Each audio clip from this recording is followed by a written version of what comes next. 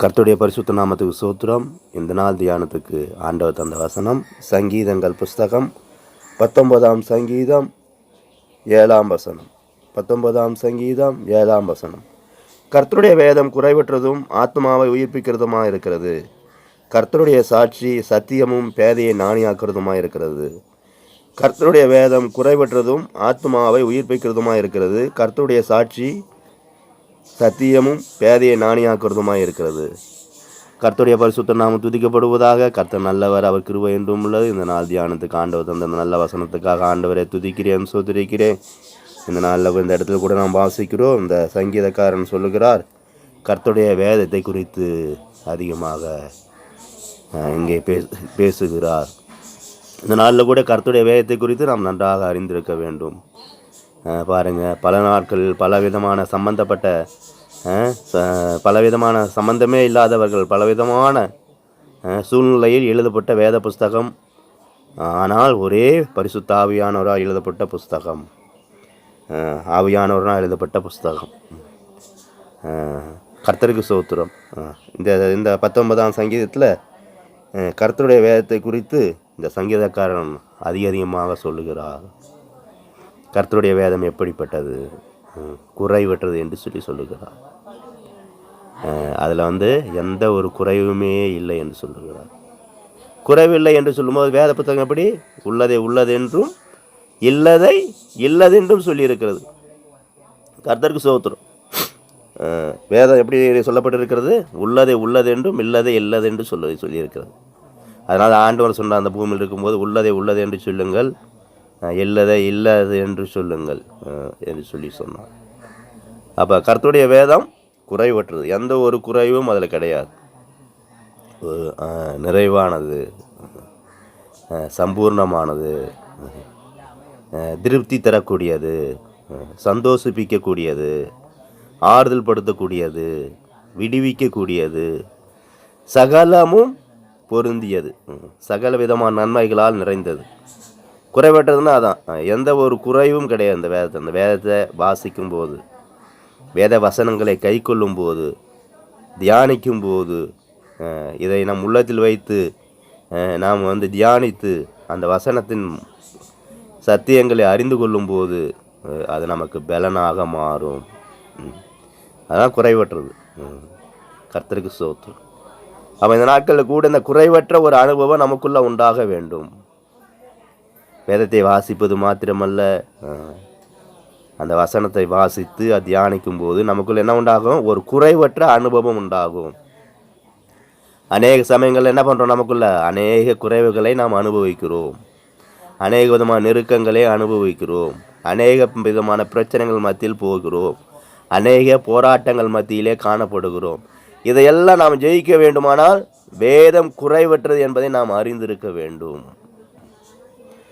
வேதம் குறைவற்றது என்பதை நாம் அறிந்து ஜீவிக்கும் போது நிச்சயமாக நமக்குள் வரக்கூடிய எல்லா பிரச்சனையும் நாம் மேற்கொள்ளத்தக்கதாக இந்த வசனம் நமக்கு உதவி செய்யும். வேத வசனம் குறைவற்றது என்று நாம் அறிந்திருக்கும் போது இந்த வசனம் நமக்கு என்ன செய்யும்? அதிகப்படியான நன்மைகளை நாம் பெற்றுக்கொள்ள, ஒரு நிறைவை, ஒரு பலனை, ஆசீர்வாதத்தை, சந்தோஷத்தை, சமாதானத்தை பெற்றுக்கொள்ள உதவி செய்யும். அப்போ வேத வசனங்கள் குறைவற்றது என்பதை நாம் அறிந்திருக்கும் போது நம்ம என்ன பண்ணுவோம்? அந்த வசனத்தை அதிகமாக வாசிப்போம். அந்த வசனத்தின் மேல் நமக்குள்ள ஒரு தாகம் உண்டாயிருக்கும். வெறுப்பே வராது, கசப்பே வராது. அந்த வேத வசனத்தை குறித்து நம்ம உள்ளது என்ன உண்டாயிருக்கும்? ஒரு பயங்கர தாகம் உண்டாயிருக்கும். தினந்தோறும் வேதத்தை வாசிப்போம், தினந்தோறும் படிப்போம், தினந்தோறும் அந்த வசனங்களை ஆராய்ச்சி செய்வோம். அந்த வசனம் நம் உள்ளத்தில் இருந்து நம்மோடு பேசும், நம்மோடு இடைபோடும், நம்மை சரியாக்கும், நம்மை பலப்படுத்தும். எதை செய்ய வேண்டும், எதை செய்யக்கூடாது என்பது அந்த வசனத்தின் மூலமாக ஆண்டவர் நமக்கு உணர்த்தி காண்பிப்பார். கர்த்தருக்கு ஸ்தோத்திரம். அப்போ இந்த நாட்கள் கூட இந்த அனுபவங்கள் எல்லாம் நாம் கை கொள்கிறோமா, இந்த அனுபவத்தின் வழியாக நாம் செல்கிறோமா என்பதையெல்லாம் அந்த நாளில் கூட நாம் ஆராய்ந்து பார்க்க வேண்டியது மிகவும் அவசியமாக இருக்கிறது. எனக்கு பிரியமான சகோதரனே, சகோதரியே, இந்த நாளில் கூட வேதத்தை குறித்து நீ எப்படி அறிந்திருக்கிறாய்? அந்த வேத புத்தகம் குறைவற்றது என்பதை நீ அறிந்து ஒரு ஜீவியம் செய்கிறாயா? இல்லை பலவிதமாக வேதத்தை குறித்து பலவிதமாக நீ சந்தேகங்களோடு காணப்படுகிறாயா? வேத புத்தகத்தை குறித்தான சந்தேகங்கள் உனக்குள் காணப்படுமானால் இப்போதே அந்த சந்தேகத்தை எல்லாம் அப்புறப்படுத்தி வேதம் குறைவற்றது என்று சொல்லி வேத புத்தகத்தின் மேல், வேத வசனங்கள் மேல், வார்த்தை மேல் நீ நம்பிக்கை வை. வேத வசனங்கள் மீது நீ நம்பிக்கை வைக்கும்போது, வார்த்தை மீது நீ நம்பிக்கை வைக்கும்போது நிச்சயமாகவே தேவன் நமக்கு உதவி செய்வார். இதில் உள்ள வசனங்கள் நமக்கு தேற்றும், தைரியப்படுத்தும், நம்மை உணர்வுள்ளவனாக மாற்றும், நமக்கு ஒரு நல்ல ஒரு பாதையை காண்பிக்கும். அப்போ அந்த நாட்கள் நாம் எப்படி காணப்படுகிறோம்? வேத வசனத்திற்கு குறைவிட்டது என்பதை அறிந்தவர்களா, உணர்ந்தவர்களா ஜீவிக்கிறோமா? வசனங்களை கைக்குள்ள நாம் முயற்சிக்கிறோமா? வசனங்களை வாசிக்க ஒவ்வொரு நாளும் நாம் மிகுந்த பாரப்படுகிறோமா? ஒவ்வொரு நாள் வசனங்களை வாசித்து விட்டு மற்ற வேலைகளை செய்கிறோமா? வசனத்தை குறித்து இந்த நாட்கள் கூட நம் உள்ளத்தில் என்ன விதமான எண்ணங்கள் சிந்தனையில் காணப்படுகிறது? வசனத்தை நாம் நன்றாக வாசிக்கும்போது, கை கொள்ளும்போது நிச்சயமாகவே ஒரு மேன்மையை தேவன் நமக்கு கட்டளையிடுவார். கர்த்தருக்கு ஸ்தோத்திரம். இந்த நாளில் கூட அந்த பெரிதான மேன்மையை நமக்கு கட்டளையிடும்படியாகவே தேவன் இந்த நாளில் கூட நம்மோடு இடைப்பட்டு கொண்டிருக்கிறார். வேத புத்தகம் குறைவட்டது என்று சொல்லி நம்மோடு இடைப்படுகிறார்.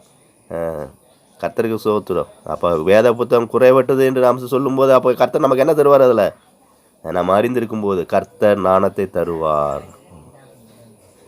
கர்த்தர் ஞானத்தை தருகிறார். அவர் வாயிலிருந்து அறிவும் புத்தியும் லேசாய் வரும். அவர் வாயிலிருந்து அறிவும் புத்தியும் லேசாய் வரும். அப்போ அவர் வாயிலிருந்து அறிவும் புத்தியும் லேசாய் வரும் என்று சொல்லப்பட்டிருக்கிறது. அப்போ குறைவற்றது என்பதை நாம் அறிந்திருக்கும் போது முதலாவது கருத்து நமக்கு என்ன தருகிறார்? ஞானத்தை தருகிறார். அவர் அப்போ நமக்கு அவர் என்ன தருகிறாரு? ஞானத்தை தருகிறார். அவர் வாயிலிருந்து அறிவும் புத்தியும் லேசாய் வரும். இந்த நாளில் கூட அந்த அனுபவங்கள் எல்லாம் நமக்குள் உண்டாயிருக்கிறதா?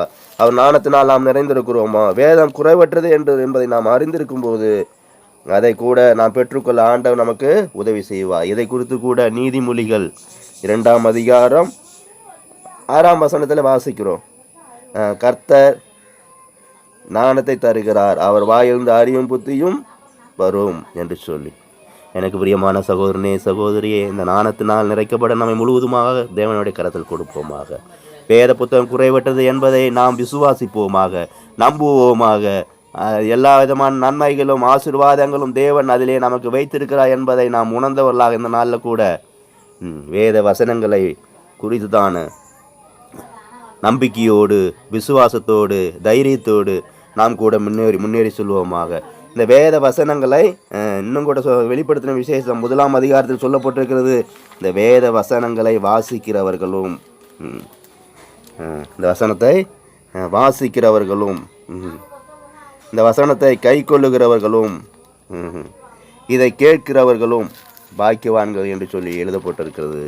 கர்த்தருக்கு ஸ்தோத்திரம். இந்த நாட்கள் கூட நாம் கூட வேத புஸ்தகத்தை என்ன செய்ய வேண்டுமா? இந்த தீர்க்க தரிசன வசனங்களை வாசிக்கிறவனும் கேட்கிறவனும் இது எழுதியிருக்கிறவர்களை கை கொள்ளுகிறவர்களும் பாக்கியவான்கள் என்று சொல்லி எழுதப்பட்டிருக்கிறது. வாசிக்கிறவங்க, கேட்கிறவங்க, சோத்திரம், கர்த்தருக்கு சோத்திரம். இந்த வசனங்களை வாசிக்கிறவர்கள், கேட்கிறவர்கள், இது எழுதியிருக்கிறவர்களை 3ஆவதாக கை கொள்ளுகிறவர்கள். அப்போ இந்த 3 அனுபவமும் இந்த வேதத்தின் மூலமாக ஆண்டவர் நாம் பெற்றுக்கொள்ளும்படியாக உதவி செய்கிறார். இந்த நாளில் கூட இந்த 3 அனுபவத்தை நாம் பெற்றுக்கொள்ள வேண்டுமானால் வேதம் குறைவட்டது என்பதை நாம் உணர்ந்து கொள்ள வேண்டும். அநேக சூழ்நிலையில் நாம் வேதம் குறைவட்டது என்பதை உணர்ந்து கொள்ளாமல் அவ்வப்போது நமக்குள்ள என்ன பண்ணுறது? ஒரு சந்தேகத்தின் ஆவி, ஒரு அவிசுவாசத்தின் ஆவி நம்மை என்ன பண்ண முன்னேறி செல்லாதபடி போராடுகிறது, தடை செய்கிறது, பல விதத்தில் நெருக்கங்களை உண்டாக்குகிறது.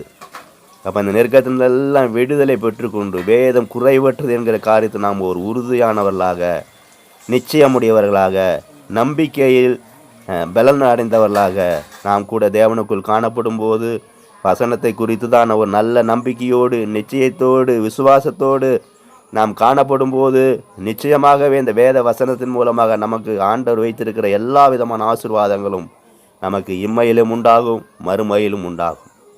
அதனால் அந்த நாளில் கூட இந்த வேத வசனங்கள் மூலமாக நாம் பெற்றுக்கொள்ள வேண்டிய எல்லா விதமான ஆசீர்வாதங்களையும் நாம் பெற்றுக்கொள்ள நம்மை முழுவதுமாக தேவனுடைய கரத்தில் ஒப்படைப்போம்.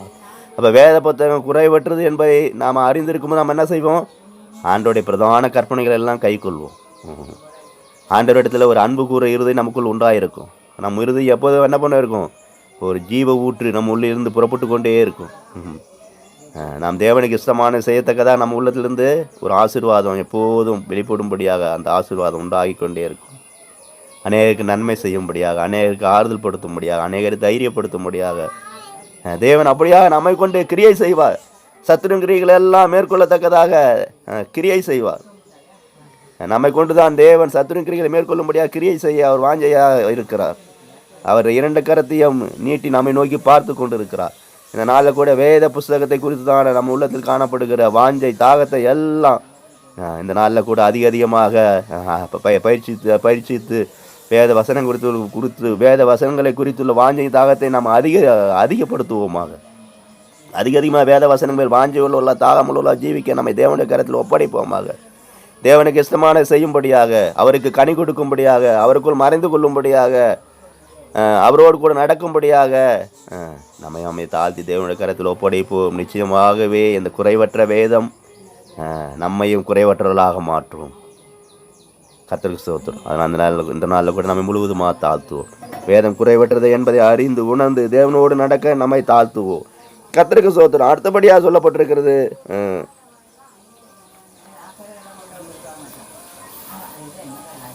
சொல்லப்பட்டிருக்கிறது, வேதம் குறைவற்றதும் அது ஆத்மாவை உயிர்ப்பிக்கிறதுமாக இருக்கிறது என்று சொல்லி.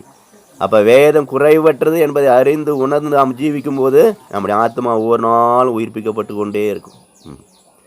நம்முடைய ஆத்மாவில் ஜீவன் பெருகி கொண்டே இருக்கும். நாம் ஆண்டவருக்குள் வளர்ந்து கொண்டே இருப்போம். ஒருவன் கிறிஸ்துக்குள் வரும்போது எப்படி புது சிருஷ்டி என்று சொல்லப்படும், ஒவ்வொரு நாள் ஆண்டவன் புது சிருஷ்டியாக மாற்றிக்கொண்டே இருப்பார். நாம் ஜீவனில் பலப்பட்டு கொண்டே இருப்போம், தைரியப்பட்டு கொண்டே இருப்போம். அதைரியமெல்லாம் நீங்கி போகும்.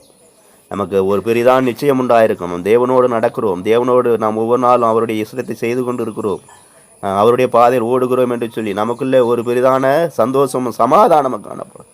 இந்த நாளில் கூட அந்த சந்தோஷ சமாதானத்தையும் அனுபவிக்கும்படியாக வேதம் குறைவிட்டது என்பதையும் அவர் ஆத்மா உயிர்ப்பிக்கிறது என்பதை அறிந்தவர்களாக ஜீவிக்க நம்ம முழுவதுமாக தேவனுடைய கரத்தில் ஒப்படைப்போம். அப்போது தேவன் நம்மோடு கூட நமக்கென்று யுத்தம் செய்வார், பெரிய காரியத்தை செய்வார், சத்துருவின் கிரிகளை எல்லாம் நிர்மூலமாக்குவார். அவர் அதிசயங்களும் தேவனாக நமக்கு ஒவ்வொரு நாள் வெளிப்படுவார். இதனால் நாம் எப்படி காணப்படுகிறோம்? இதனால் கூட நம்முடைய ஆவிக்குரிய வாழ்க்கை நிலவரம் என்ன? வேதம் குறைவற்றதும் ஆத்மா உயிர்ப்பிக்கிறதுமாக இருக்கிறது என்பதை அறிந்து உணர்ந்து ஜீவிக்க நம்ம ஒப்படைப்போம். அப்போது தேவன் நம்மோடு கூட பெரிய காரியங்களை செய்வார்.